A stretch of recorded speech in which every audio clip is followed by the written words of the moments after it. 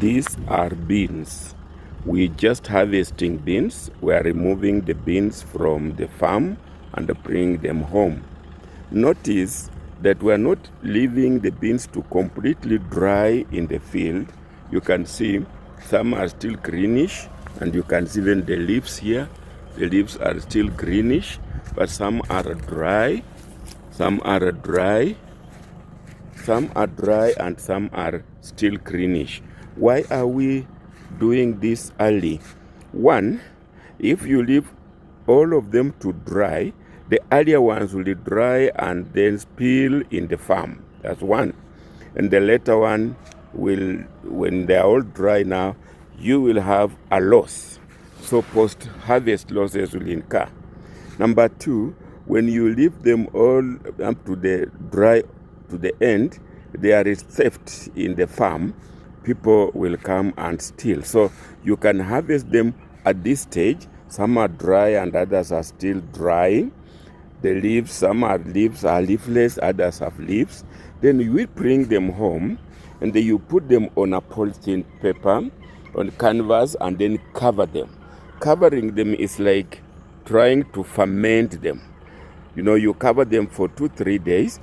Now, these green ones in the pods will start bulging. As they ferment, will bulge in the pods, and therefore kind of continue to mature when they are under a fermentation stage. These leaves will brown out and then fall off the leaves, so all off the stems. So now you would have actually fermented your beans, made them dry, then 2-3 days of those fermentation kind of, then you start now sorting them.